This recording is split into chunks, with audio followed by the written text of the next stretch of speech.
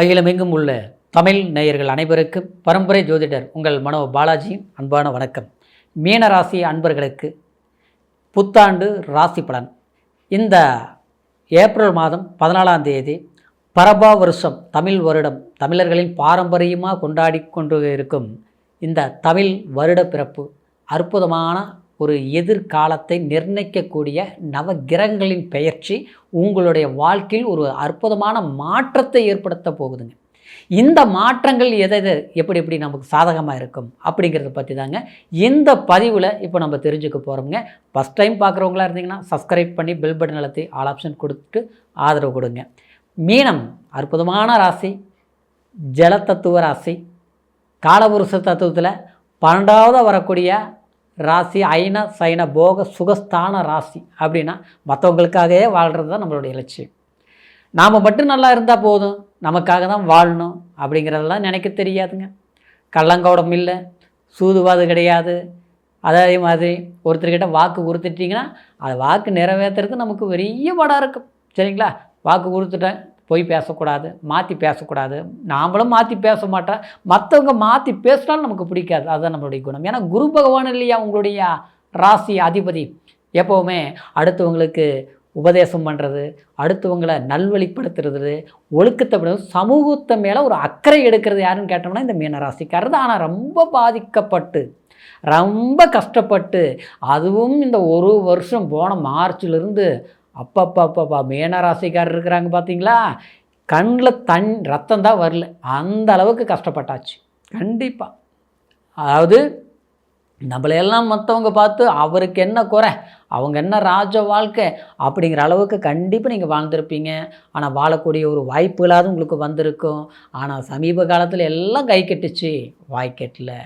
ஆனால் இன்றைக்கி பண ரீதியிலையும் சரி, மன ரீதியிலையும் சரி முன்னேற்றம் இல்லை.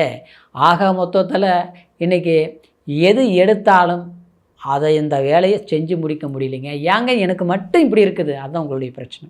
கவலையே படாதீங்க. 7 சனி நடந்துகிட்டு இருந்தது. ஆனால் குரு 4ஆம் இடத்தில் இருக்கிற குரு இந்த மே மாதம், அதாவது முடிஞ்சு ஜூன் 1 1ஆம் தேதியே 5ஆம் இடம் உச்சம் அடைஞ்சு அந்த குரு பகவான் உங்கள் ராசியை பார்க்குறாரு. சனி கண்டிப்பாக 9ஆம் பார்வையை பார்க்கும்போது இந்த 7 சனி இருக்குது, எனக்கு கஷ்ட நேரம் இருக்குது, எல்லாம் இழந்துட்டேன், கடங்காரன் ஆகிட்டேன், இன்றைக்கி அவமானப்பட்டுட்டேன், அதெல்லாம் மறந்துடுங்க. எல்லாத்துக்கு முன்னாடி வாழ்ந்து காட்டிடுவீங்க. கண்டிப்பாக நடக்கதை இல்லையும் மட்டும் பார்த்துக்குங்க. எனக்கு ஃபோன் பண்ணியே நீங்கள் சொல்லுவீங்க. உறுதியாக சொல்கிறேன். நீங்கள் பட்ட கஷ்டங்களுக்கு, நீங்கள் பட்ட அவமானங்களுக்கு, இவ்வளோ நல்லவங்களாக இருந்து நம்ம இவ்வளோ வேதனைப்பட்டுட்டுமே, எல்லோரும் நம்மளை முன்னால் விட்டு பின்னால் குழியை தோண்டிட்டாங்களே. ஆனால் அவங்களுக்கு முன்னால் வாழ்ந்து காட்டணும்னு நினச்சி அப்படியே வேதனையில் இருக்கிற பார்த்தீங்களா, கண்டிப்பாக நீங்கள் வாழ்ந்துருவீங்க, ஜெயிச்சிருவீங்க. கண்டிப்பாக கடவுள் கெட்டவங்களை என்னதான் கெட்டவங்களை மறுபடியும் கெட்டு விழுந்துட்டே இருந்தாலும் கெட்டவங்க வாழ்கிறதுக்கு ஒரு வாய்ப்பு தான் இந்த குரு பயிற்சி. ஜூன் 1ஆம் தேதி அற்புதமான பயிற்சி. உச்ச குருங்கிற ராசியை பார்க்குறது அற்புதம். 7 சனி ஜென்மச்சனி உங்களை அப்படியே தூக்கி அழுத்தி வச்சுருக்குது பார்த்தீங்களா, அப்படியே சக்க போடும். அப்படியே நீங்கள் ஒரு அற்புதமான ஒரு ஸ்பீடு எடுத்துருவீங்க. சரிங்களா? சிலருக்கு திருமணமாகாமல் இருக்கக்கூடிய தன் குடும்பத்தில் திருமணமாகாமல் இருக்கக்கூடியவங்களுக்கு திருமண வாய்ப்புகள் கண்டிப்பாக உங்களால் ஏற்படும். அதே மாதிரி உங்களுக்கு சில பிடிச்ச மன வாழ்க்கை சம்மந்தப்பட்ட ரீதியில் நினச்ச வாழ்க்கை கிடைக்கக்கூடிய ஒரு வாய்ப்புகள் நிச்சயமாக இந்த ஜூனுக்கு முன்னாலேயும் நல்லா இருக்குது. ஆனால் ஜூன்லேருந்து ரொம்ப ரொம்ப நல்லா இருக்குது. சரிங்களா? அடுத்தது 6ஆம் இடத்தில் இருக்கக்கூடிய கேது 5ஆம் இடத்துக்கு வரும்போது குலதெய்வ அனுகிரகங்கள் நிச்சயமாக உங்களுக்கு டிசம்பரில் வரைக்குமே நல்லா இருக்குது. அதுக்கப்புறம் 5ஆம் இடம் வந்தாலும் அந்த குரு சேர்க்கையில் கேது இருக்கிற போது பெரிய ஞானம், நீங்கள் ஒரு டெக்னிக்கல் ரீதியில் ஒரு பிஸ்னஸ் பண்ணுற விஷயம், அடுத்தது ஒரு வெளிநாடு போகக்கூடிய விஷயம், மருத்துவத்துறையில் சாதிக்கக்கூடியவங்க, அரசியலில் சக்ஸஸ் பண்ணக்கூடியவங்க, இவங்களுக்கெல்லாம் ஒரு பொக்கிஷமான காலம். சரிங்களா? அரசியல் சார்ந்த துறையில் பெரிய அளவில் ஒரு ஆரம்ப காலத்துலேருந்து பாடுபட்டு கஷ்டப்பட்டு நமக்கு உண்டான பலன் இல்லை, மற்றவங்கள தூக்கி விட்டோம் ஏணி மாதிரி. ஆனால் ஏணி அங்கேயே தான் இருக்குது. ஆனால் மேலே ஏறினவங்க மேலே போயிட்டாங்க. அதனால் நம்ம எல்லாம் சமூகத்துக்காக பாடுபட்டு நமக்கு ஒன்றும் பவர் இல்லையே, அதெல்லாம் விட்டுருங்க. இப்போ கிடைக்க போகுது. சரிங்களா? அரசியலில் இருக்கிறவங்களுக்கு பெரிய பெரிய ஆதாய பதவிகள் கிடைக்கக்கூடிய ஒரு காலகட்டம் நிச்சயமாக கிடைக்கும். கிடைக்குமா கிடைக்காதா, நடக்குமா நடக்காதா, அதெல்லாம் விட்டுருங்க, கிடைச்சே தீரும், மாற்றமே இல்லை.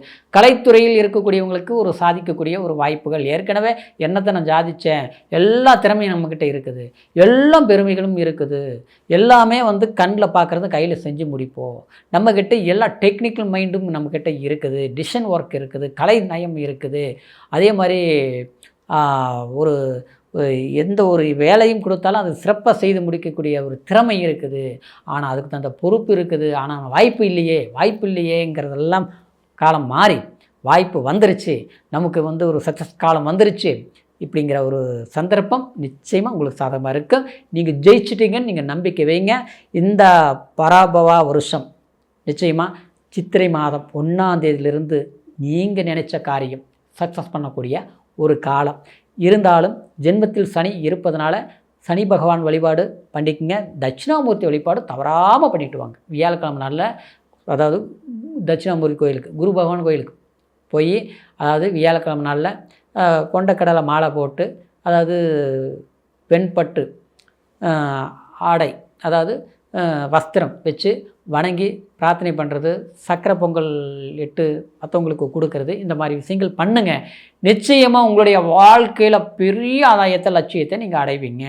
ஏன்னா அவ்வளோ கஷ்டப்பட்டுருக்கிறீங்க. மீனராசிக்காரருக்கு சொல்லவே முடியாது, அத்தனை இடைஞ்சல்கள் அனுபவிச்சிருக்கிறீங்க, சரிங்களா?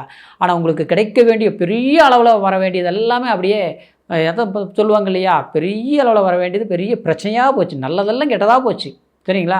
நமக்கு வர வேண்டியதெல்லாம் மற்றவங்க அனுபவிச்சுட்டு இருக்கிறாங்க, இதெல்லாம் முடிஞ்சது, சரிங்களா? திருமணம் சார்ந்த விஷயங்களும் மறு வாழ்க்கை செய்ய வேண்டிய வாய்ப்புகளும், சிலருக்கு புத்திரபாகியம் இல்லாமல் இருந்து பார்த்தீங்களா, கண்டிப்பாக கிடைக்கும், புத்திரபாகியம் கிடைக்கும்.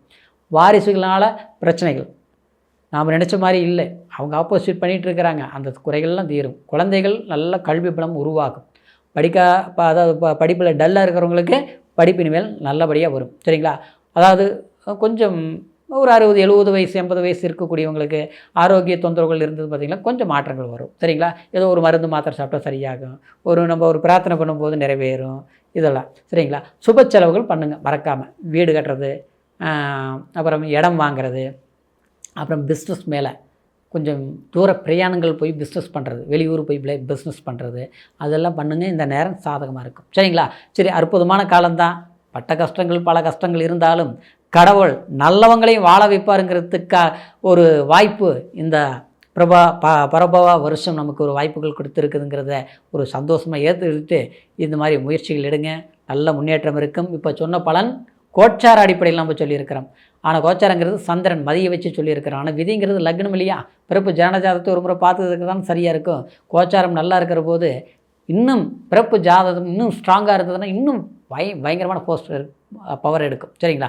அதனால் உங்களுடைய ஜாதகத்தை நம்மக்கிட்ட பார்க்கணும்னு நினச்சிங்கன்னா கீழே இருக்கிற நம்பருக்கு ஃபோன் பண்ணி உங்களுடைய ஜாதகத்தில் எந்த மாதிரி யோகம், அதிர்ஷ்டம், எந்த மாதிரி குடும்ப வாழ்க்கை அமையும், எந்த மாதிரி முயற்சிகள் எந்த காலகட்டத்தில் எடுக்கலாங்கிறதெல்லாம் பலன்கள் முழுமையாக தெரிஞ்சுக்கலாம், சரிங்களா? இந்த புத்தாண்டு முதல் உங்களுடைய வாழ்க்கையில் செல்வ செழிப்பு, மனம் மகிழ்ச்சி, பெரும் செல்வாக்கான ஒரு குடும்ப வாழ்க்கையில் மகிழ்ச்சிகரமான ஒரு பந்தங்கள் ஏற்பட்டு சீரும் செல்வமாக நீங்கள் வாழ வேண்டும் அப்படிங்கிற ஒரு வாழ்த்துக்களோட அடுத்த பதிவில் சந்திக்கும் வரைக்கும் நன்றி, வணக்கம்.